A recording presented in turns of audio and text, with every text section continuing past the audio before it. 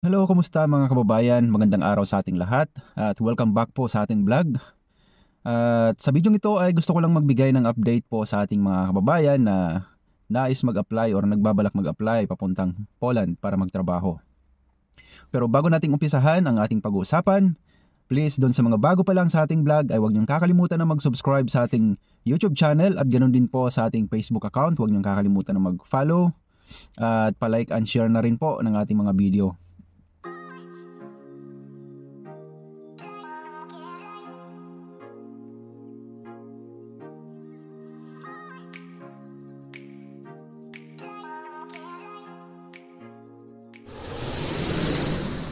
Ngayon dito sa Poland ay hindi pa nga po natatapos ang eleksyon, no? Bali ngayong darating na May 18 ay magkakaroon po ng eleksyon dito sa Poland. Tulad nga po ng mga naunang nabanggit ko na dati na dalawa po sa mga kumakandidato bilang presidente dito sa Poland ay hindi ko napapangalanan, no? Basta sabihin na lang natin na dalawa sa kanila, bali tatlo yung tumatakbo bilang presidente dito sa Poland at dalawa sa mga yon ay medyo hindi panig sa mga immigrant.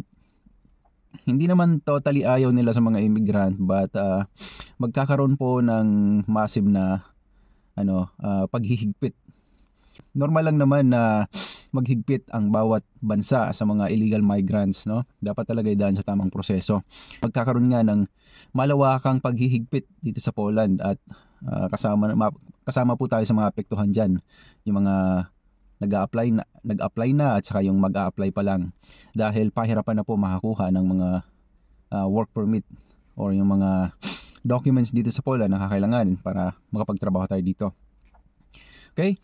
Pero ito mga kababayan ha, gusto ko lang po ibahagi sa inyo dahil nga marami pong mga nagko-comment sa sa YouTube channel ko. Maraming mga nagko-comment doon na bakit ang tagal na hindi pa rin sila nakakakuha ng visa appointment at pahirapan talaga makakuha ng visa appointment.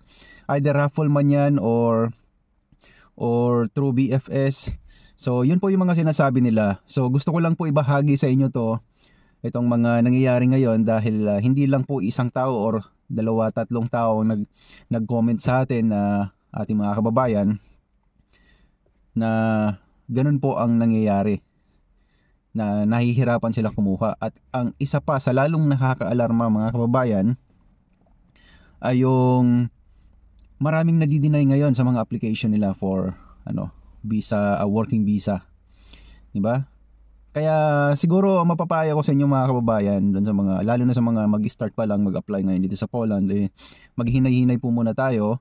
So makibali-balita muna tayo, no? So isama nyo na rin po ako. So maki-update po kayo lagi sa mga video ko at kung magiging maayos na ba ang lahat after ng eleksyon or mas mahigpit pa. Okay? Sa ngayon kasi mga kababayan ay ito nga, ang Poland border nga ay talagang bantay sarado. Pati yung mga karatig bansa nitong Poland ay talagang hinihigpitan na nila na maiwasan yung mga pagpasok ng mga illegal migrants. Sa atin kasi bibihira lang naman yung mga ganun, no? Maliban na lang doon sa mga na-expired na yung mga documents or yung mga tumawid galing sa ibang Europe country at pumunta dito. So mangilan-ngilan lang naman, hindi naman ganun karami. Nabibisi sila sa mga ganong aktibidad at talagang naghihigpit sila ngayon sa mga illegal migrant.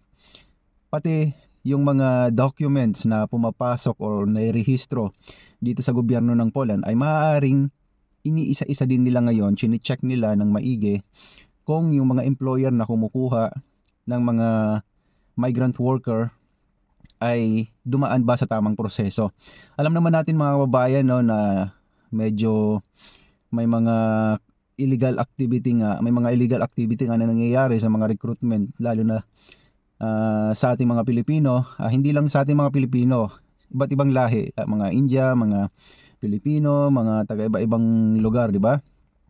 But sa ating mga Pilipino, alam din natin yan dahil nga doon pa lang sa doon pa lang sa gastos natin, no, lalo na yung mga kababayan nating nasa Pilipinas na napakalaki ng nagagastos nila, umabot ng 500,000, 300,000, 'di ba? So may mga illegal activity na nangyayari.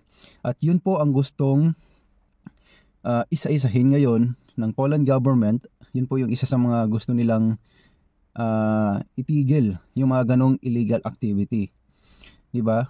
Hindi lang naman siguro yun, hindi lang naman ginagawa nila yung mga ganung bagay para sa kanila, kundi para maiwasan din yung human trafficking. 'Di ba? Kasi kawawa naman tayo, yung tipong ire-recruit ka, pagdating dito hindi ka naman mabibigyan ng tamang treatment.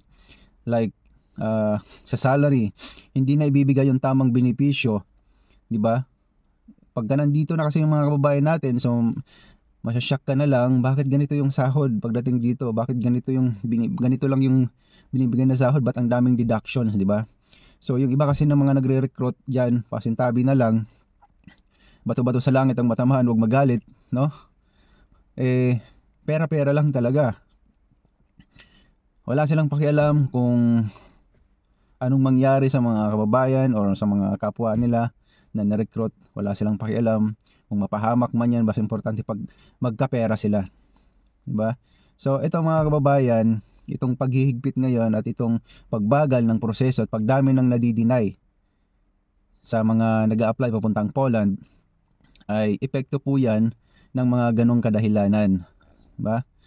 Kaya doon sa mga kababayan natin na mag-a-apply or magbabalak pa lang mag-apply papunta rito, so maghinahinay po muna tayo, makiramdam muna tayo mga kababayan. Mas mainam kung mas mabuti po kung makibali-balita muna kayo, panoorin niyo yung mga nagba-vlog dito sa Poland, kung ano yung mga update, at isama niyo na rin po ako, huwag niyo kakalimutan, ha.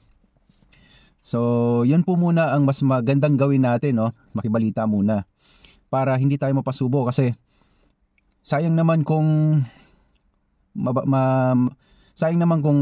mare-reject lang yung application natin, no? Kung di naman gumastos na tayo ng malaki, tapos di naman pala tayo matutuloy dito sa Poland, 'di ba? Paano kung yung iba nating mga kababayan nakapangutang para lang may pang placement fee? 'Yun. At mga kababayan, wag po tayo basta-basta naniniwala sa mga nagre-recruit diyan na sabihin sa iyo na okay na ngayon, mabilis lang ang process, ganyan, ganito, ganyan. Kasi mga kababayan, kaya ko sinasabi to sa inyo dahil dumarami nga itong nagko-comment sa vlog natin, nagko-comment sa atin na pahirapan talaga ngayon ang pag-apply papuntang Poland. Yung iba umabot na ng 2 taon, 1 taon mahigit. Di ko alam kung ano nangyari, or na-scam ba talaga sila or ano. Basta napakarami nang nagko-comment sa akin na bakit ang tagal ng proseso, bakit 1 taon na ako mahigit nag-aantay ng visa appointment, wala pa rin. At lalong nakakabahala yung nagka-appointment na nga, na-denied pa yung application, 'di ba? So na-reject pa. At hindi lang ayon sa ibang mga nagba-vlog dito sa Poland, ha, pero ito hindi ko pa naman na-check. From 90% na approval rate, ngayon naging 30% na lang. So yun po ang sabi ng iba. Pero naniniwala po ako doon dahil nga marami talagang nagko-comment sa akin na na-deny, na ganyan, na-reject sila sa visa appointment. Although pwede pa rin naman po silang mag-re-appeal. So try mag-re-appeal, at baka naman may kulang lang na documents or mga ganyan na kailangan ayusin.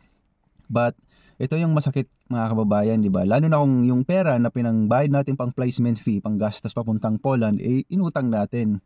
So paano tayo makakabayad kung di naman agad makakapagtrabaho dito, di ba? So yun po yung mga bagay na kailangan nating isaalang-alang mga kababayan. So pag-isipan niyo po ng maigi. Ito naman sa akin naman ay tamang payo lang, no? Payo lang sa inyo. Gusto ko lang kayo magabayan at mabigyan po ng mga idea kung ano yung mga totoong nangyayari ngayon dito sa Poland.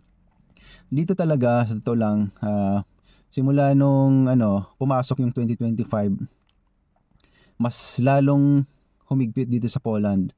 As in, lahat ng mga border guard, lahat ng mga border ng Poland, mayroong mga nakabantay na. May mga nakabantay na, hindi tulad dati, way back 2024. So pag dumadaan ka sa mga border, walang masyadong walang mga nagbabantay na ganyan, hindi ganun kahigpit. Ngayon, as in, chine-check na nila.